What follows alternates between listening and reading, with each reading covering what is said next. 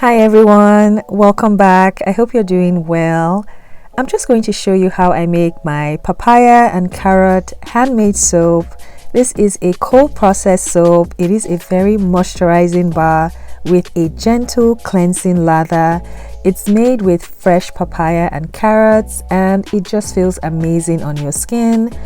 So I'm just going to show you my process. If this is a soap you want to try out, I'm just going to show you how I make this.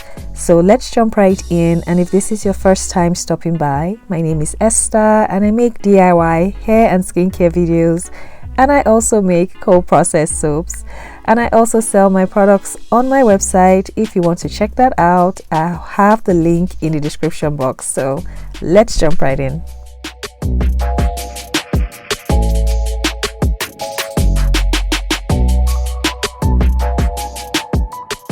So I'm going to get started preparing my papaya and also my carrots. So I'm using fresh papaya and carrots for this soap.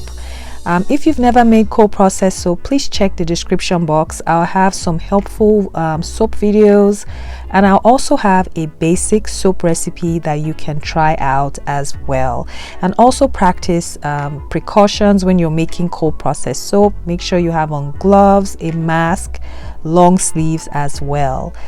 So I'm going to prep my papaya and carrots. I have my papaya juice that I got out from the papaya, as well as my carrot juice, and I also pureed some papaya as well. So the papaya puree is about 2 to 3% of my recipe, and my carrot and papaya juice is going to be my water replacement. So I'm just going to weigh that out. I'm going to weigh out my papaya juice, and I'm also going to weigh out my carrot juice. So that's going to be my water replacement in this soap recipe. I'm going to place my liquids in the freezer just to cool it down until it's semi-solid, and then I'm also going to weigh out my puree, my papaya puree, and I'm also going to set it aside until I'm ready to make this soap. Next, I'm going to prep my butters and my oils. I'm starting out with cocoa butter, so I'm just going to weigh this out and I'm going to melt it down. I usually like to melt my hardest butters first before I add in the rest of my soft butters and oils. So that's what I'm doing here. So I'm going to heat this up first, and then I'm going to weigh out my shea butter and coconut oil. So when you're making any type of cold processed soap, the choice of butters and oils really depends on you and what type of soap you're wanting to make. I like to use a blend of cocoa and shea butter. So I'm going to melt down the hard butters, also the hard oils like the coconut oil, and that takes anywhere from 10 to 15 minutes. Next, I'm going to weigh out my plant oils. I use a blend of olive oil, avocado oil, and castor oil.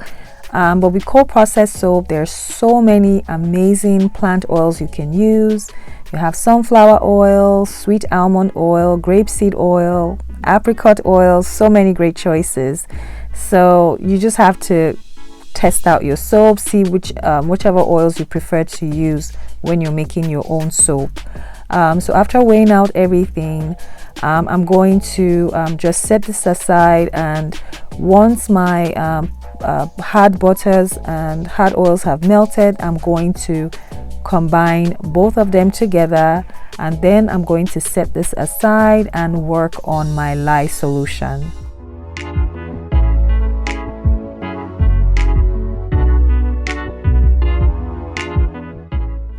So I'm going to add in the lye to my semi-frozen liquid. So that's all I'm doing here. You just want to add that in. Once again, make sure you have on mask, gloves, protective wear, because lye is very, very corrosive and you don't want this touching your skin because it can burn your skin. So I had some ice chunks. Just take your time, pour this in bit by bit and mix. The heat from the lye is going to melt down the ice, and then that's going to make your lye solution. So just be patient, it takes a few minutes to do this.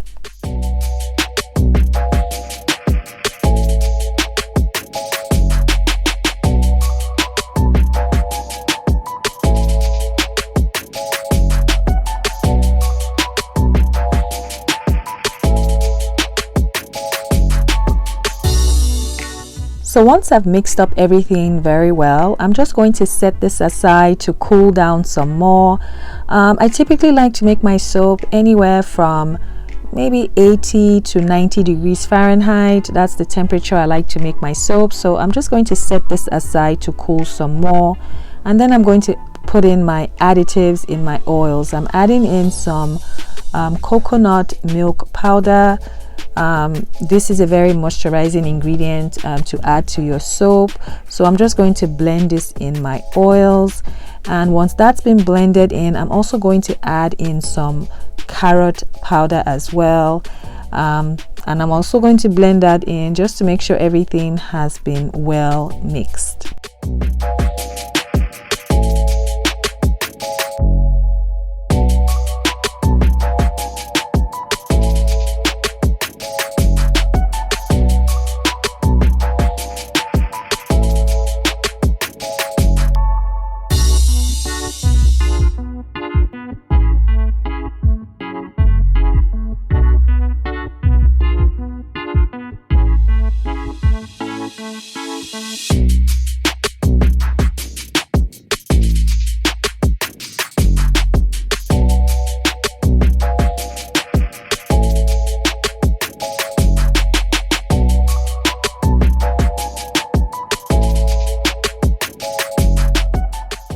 I'm going to add in my papaya puree, and I'm just going to blend this in for about 15 to 30 seconds. I usually don't like to blend for too long because when I do, my mixture gets really thick and it's hard to pour into my soap molds.